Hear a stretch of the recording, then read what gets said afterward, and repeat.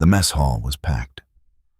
300 soldiers grabbing lunch between training rotations and equipment checks. The noise was overwhelming. Trays clattering, voices shouting over each other. The constant hum of activity that defined life on a forward operating base. Staff Sergeant Elena Vasquez sat alone at a corner table. She had her back to the wall, facing the room. Old habit from too many deployments. She ate quietly, kept her head down, didn't engage with the chaos around her.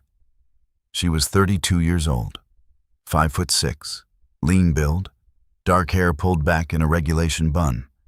Her face showed nothing, no expression, no emotion, just the calm neutrality of someone who'd learned to disappear in plain sight.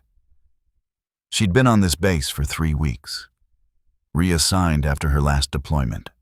Nobody knew her, nobody recognized her. That was intentional. She preferred it that way. She was finishing her meal when she heard the voices, loud, aggressive, coming from the serving line. She looked up, saw 3 soldiers arguing with the mess staff. All male, all young, all clearly frustrated about something. The tallest one was making the most noise. Sergeant Mike Brennan, 6'2", 200 pounds. He'd been infantry for 4 years, had a reputation for being tough, for not backing down, for demanding respect. "This is bullshit," Brennan was shouting at the cook. "You serve this garbage and expect us to eat it? We're out here risking our lives and you can't even make decent food?" The cook, a specialist who looked barely old enough to shave, stammered an apology. "Sergeant, we're working with what we have. Supply shipments have been delayed. I don't care about your excuses. Do your job better." Brennan grabbed his tray and turned away. His eyes swept the mess hall, looking for somewhere to sit, looking for someone to continue his performance for. His gaze landed on Elena, sitting alone, quiet, an easy target. He walked toward her table. His 2 friends followed. They stopped in front of her. Brennan looked down at her with contempt. "This seat taken?" Elena looked up, met his eyes. "No." "Good. Then move. We need this table." Elena didn't move, just looked at him. "There are empty tables over there." Brennan's expression darkened. "I don't want those tables. I want this one. So move. I was here first. You can find another spot." Brennan's face flushed red. Nobody talked back to him. Nobody challenged him, especially not some random staff sergeant he didn't recognize. "You got a problem with authority?" he demanded. "No, I have a problem with people who think rank means they can push others around." One of Brennan's friends laughed.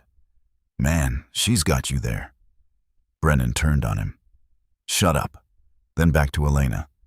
"You don't know who you're talking to. I'm infantry. I've been in combat. What have you done? Sit behind a desk? Push papers?" Elena said nothing, just kept eating. That silence infuriated Brennan more than any response could have. He wanted a reaction, wanted her to back down or get angry or show fear. She gave him nothing. Before we continue, hit that subscribe button right now and stay with this story all the way to the end. Drop a comment telling me what city you're watching from. I want to see how far this story reaches. "You know what?" Brennan said. "I don't even want to sit here anymore. Place stinks." He leaned forward, spit on the floor next to Elena's boots. A deliberate insult, a show of disrespect. Then he walked away. His friends followed. They sat at a table across the mess hall, laughing, making comments loud enough for Elena to hear. Elena looked down at the spit on the floor near her boots, took a napkin, wiped it up, threw the napkin away, finished her meal, stood up, left the mess hall without looking at Brennan or his friends. She walked across the base to her quarters, a small room she shared with nobody. The privilege of being attached to a unit that nobody asked questions about. She closed the door, sat on her bed, stared at the wall. She thought about Brennan, about his face, about something familiar in his features that she couldn't quite place. Then she remembered, reached under her bed, pulled out a locked case, opened it. Inside were her records, deployment logs, mission reports. Most of it was classified. Most of it she wasn't supposed to keep. But she kept it anyway. Needed to remember. Needed proof that the things she'd done had actually happened. She found the file she was looking for. Deployment to Helmand Province, 18 months ago. Operation Red Dawn. She'd been assigned as Overwatch sniper for a platoon conducting patrols in hostile territory. She flipped through the mission reports, found the entry from November 14th. A patrol had been ambushed, pinned down by enemy fire from multiple positions. 3 soldiers wounded. The platoon was about to be overrun. Elena had been positioned on a ridge 800 meters away, had watched the ambush unfold through her scope, had seen the patrol leader trying to organize a defense while enemy fighters closed in from 3 sides. She'd engaged, taken out 6 hostiles in under 2 minutes. Precision shots, one after another, each one removing a threat, each one giving the patrol breathing room. The 7th shot had been the most important. An insurgent with an RPG. He'd been lining up a shot on the patrol's position. If that rocket hit, multiple casualties guaranteed. Elena had seen him, adjusted for wind, distance, elevation, fired. The insurgent had dropped. The RPG had fallen unfired. The patrol had used that moment to break contact, to get their wounded to safety, to survive. Elena looked at the after-action report, saw the names of the soldiers in that patrol, the platoon leader, the squad leaders, the rifleman. 3rd name on the list. Specialist Mike Brennan. She stared at the name. The man who'd just spit at her boots in the mess hall. The man who'd insulted her and demanded she move. The man who thought she'd never seen combat. She'd saved his life 18 months ago. He had no idea. Elena closed the file, put it back in the case, locked it, slid it under her bed. She thought about going back to the mess hall, thought about confronting Brennan, telling him who she was, what she'd done, making him feel the weight of his disrespect. But she didn't. That wasn't who she was, wasn't how she operated. She'd spent years being invisible, being the guardian nobody saw, the protector nobody knew about. She didn't need recognition, didn't need gratitude. She'd done her job. Brennan was alive because of it. That was enough. 2 days later, the base received an alert. Intel suggested enemy activity in the surrounding area. Possible attack being planned. All units were put on heightened alert. Patrols were increased. Security was tightened. Brennan's platoon was assigned a patrol route. Standard reconnaissance. Eyes on potential enemy positions. Report any activity. Don't engage unless necessary. They left the base at dawn. 30 soldiers. 3 vehicles. Brennan was in the lead vehicle as patrol leader. They drove through rough terrain, passed through villages, scanned hilltops and valleys for any sign of threat.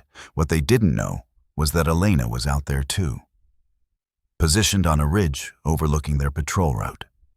Overwatch. Her job was to provide early warning, to watch for threats the patrol couldn't see, to protect them from ambush. She'd been in position since before dawn, lying prone on rocky ground, her rifle steady, her scope scanning constantly. She'd tracked the patrol from the moment they left base, watched them move through her sector, kept them safe without them knowing she existed. 3 hours into the patrol, Elena saw movement. A group of men on a distant ridge. They were watching the patrol, setting up positions. They had weapons, RPGs, a machine gun. It was an ambush. The patrol was driving straight into it. Elena keyed her radio, spoke calmly to the Tactical Operations Center. Overwatch to TOC. I have eyes on hostile position.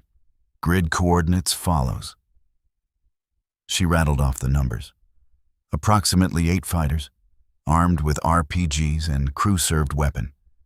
They're positioned to ambush the patrol currently in Sector 7. The TOC responded immediately. Copy, Overwatch. Stand by. Elena watched through her scope.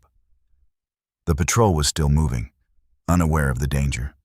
The insurgents were settling into their positions, preparing to fire. The TOC came back on the radio. Overwatch, patrol has been notified. They're taking evasive action. Can you engage the hostile position? Elena calculated the distance. 1,200 meters. Long shot. Challenging, but doable. Affirmative, TOC. Engaging now. She identified the primary threats. The RPG gunners. Take them out first. Eliminate the anti-vehicle capability, then the machine gun crew. She settled her breathing, adjusted for wind, distance, elevation. The round would drop significantly at this range. She compensated. First shot. The RPG gunner closest to firing position. She squeezed the trigger. The rifle kicked.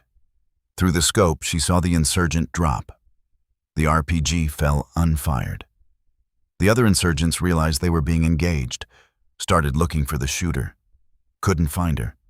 She was too far away, too well concealed. Second shot. Another RPG gunner. Down. Third shot. The machine gunner. He'd just started traversing his weapon toward the patrol. Elena's round hit him before he could fire. He collapsed across the weapon. The remaining insurgents broke, scattered, ran for cover. The ambush was broken before it even started. Elena watched them flee, didn't pursue. Her job was to protect the patrol, not rack up kills. TOC, this is Overwatch. Threat neutralized. 3 hostiles down, remaining forces retreating. Patrol is clear. Copy, Overwatch. Outstanding work. Patrol leader is requesting your call sign. Wants to know who saved his ass. Elena hesitated. Negative, TOS. Maintain operational security. Overwatch out. She stayed in position for another hour. Made sure the insurgents didn't return. Made sure the patrol completed their route safely. Then she packed up her equipment and made her way back to base. By the time she arrived, the entire base was talking about it. The patrol that had been saved by an unknown sniper. 3 insurgents killed at extreme range. An ambush stopped before it could begin. Brennan's platoon was in the operations center, giving their debriefing. Brennan himself was animated, excited, grateful. We had no idea they were there, he was telling the intelligence officer. We were rolling right into it. Then TOC warned us, told us to take cover. Seconds later, we heard the shots, saw the insurgents dropping. Whoever that sniper was, they saved our lives, all of us. The intelligence officer nodded. The Overwatch sniper is assigned to classified operations. Can't disclose identity, but I can tell you it was exceptional shooting. 3 targets eliminated at 1,200 meters in under a minute. Brennan shook his head in amazement. I want to meet this person. Want to thank them. They deserve recognition. That's not going to happen, Sergeant. Operational security. The sniper's identity stays classified. That evening, Elena was in the mess hall again. Same corner table, same routine.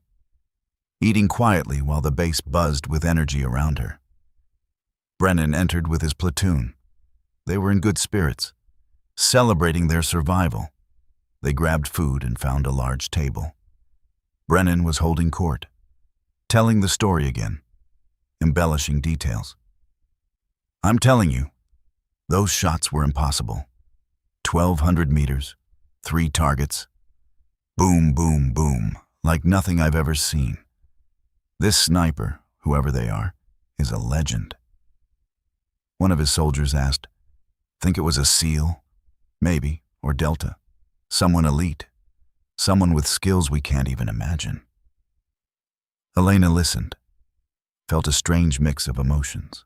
Pride in her work, frustration at the invisibility, amusement at Brennan's excitement about being saved by someone he'd insulted days earlier. She finished her meal, stood up to leave. As she walked past Brennan's table, he called out, "Hey, Vasquez!" She stopped, turned. Brennan's expression was different now, less hostile, almost friendly. "Listen, I wanted to say something. About the other day, in here. I was out of line. I was frustrated about other stuff and took it out on you. That wasn't right. I apologize." Elena looked at him, saw genuine contrition. Apology accepted. "You're a good shooter. Best I've seen on this base. Where'd you train?" "Fort Benning, sniper school." Brennan's eyes widened. "You're a sniper?" "Yes. Wait, were you the one?" Elena said nothing, just looked at him. Brennan stood up, walked closer. "Today, the patrol, the ambush that didn't happen, that was you?" "I can't discuss operational assignments, but it was you. It had to be. You're the only sniper on this base who could make those shots." Elena remained silent. Brennan's expression changed, shifted through several emotions: realization, embarrassment, shame. "I spit near your boots. I told you to move. I treated you like you were nothing. And you saved my life." "I saved 30 lives. Yours was just one of them. Still, I owe you everything. We all do. You don't owe me anything. I was doing my job, same as you do yours. It's more than that. You didn't have to protect us, especially not after how I treated you." Elena looked at him steadily. "What you did in the mess hall has nothing to do with my job. My job is to protect soldiers, all soldiers, even the ones who don't know I exist, even the ones who wouldn't respect me if they did know. I do it anyway, 'cause that's what being a soldier means." Brennan looked like he'd been hit. "I don't know what to say." "You don't have to say anything. Just do better. Treat people with respect. Don't assume you know someone's story. Don't assume they haven't earned their place. Everyone here is fighting the same war. Everyone deserves respect until they prove otherwise." She started to walk away. "Vasquez," Brennan called out. "For what it's worth, you have my respect now. Complete respect and my gratitude. I'll never forget what you did, and I'll never make the same mistake again." Elena nodded once. "Good. Make sure your soldiers learn the same lesson." She left the mess hall. Behind her, she heard Brennan's soldiers asking questions. "That was the sniper? She saved us? And you spit near her boots?" She didn't hear Brennan's responses, didn't need to. She'd made her point, had shown him without words that his assumptions were wrong, that his disrespect was misplaced, that the person he'd dismissed was the person who'd saved his life. The next day, word spread through the base, not officially, not through formal channels, but soldiers talked, rumors circulated. The story of the sniper who'd saved the patrol became legend, and eventually, inevitably, Elena's name got attached to it. Soldiers started treating her differently, with respect, with deference. When she walked into the mess hall, conversations quieted. When she passed soldiers in the hallways, they straightened up, nodded in recognition. Brennan sought her out a week later, found her at the range, alone, practicing. "Can I talk to you?" Elena lowered her rifle. "Sure. I've been thinking about what you said. About doing better. About respecting people. And you're right. I've spent my career thinking combat infantry was the only thing that mattered. That everyone else was support. That they hadn't earned respect the way I had. But you've seen more combat than I have. Done more to protect soldiers than I ever will. And I treated you like nothing. I'm ashamed of that." You apologized. We're good. No, we're not. An apology isn't enough. I want to change, want to be better. I've been telling my soldiers what you told me, about respecting everyone, about not making assumptions, about understanding that we're all fighting the same war. Elena almost smiled. "That's good. Keep doing that." "I will, and thank you for saving my life, twice." "Twice?" "Once on that ridge, once by teaching me to be a better leader." They talked for another hour. Elena shared some of her experiences, not the classified details, just the lessons, the mindset, the approach to combat and leadership. Brennan listened, really listened, absorbed.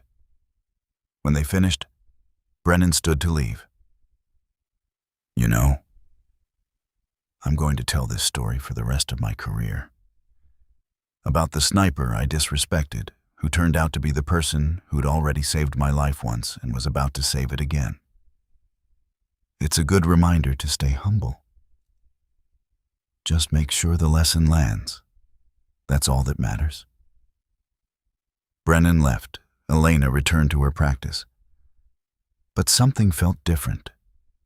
She'd made a connection, had passed on knowledge, had maybe changed someone for the better. Months later, when Elena rotated back to the States, she received a letter. From Brennan. He'd been promoted, was now a platoon sergeant, leading soldiers.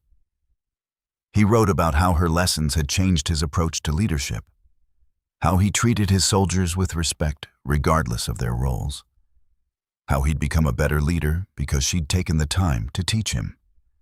The letter ended with a simple statement. "You saved my life twice. Once on that ridge, once in that conversation. I'll spend the rest of my career trying to live up to the example you set. Thank you for not giving up on me when I didn't deserve your patience." Elena kept the letter. Put it in her case with her deployment records. Another reminder that the work mattered. That the invisible guardian saved lives in more ways than one. Respect isn't automatic. It's earned through actions, not demanded through rank or position. The person you dismiss might be the one who saves your life. The quiet soldier in the corner might be the deadliest operator on the base. Assumptions based on appearance or gender or role are always wrong. Real warriors don't need to announce themselves, don't need recognition or praise. They just do the work, protect the people who need protecting, and stay invisible because that's where they're most effective. The greatest acts of heroism often go unrecognized. The most skilled operators remain unknown, and the people who owe them everything never realize who saved them until they make the mistake of disrespecting the wrong person. Then they learn the hard way that respect should be given freely to everyone, not withheld until someone proves they deserve it, because you never know who's been watching over you all along.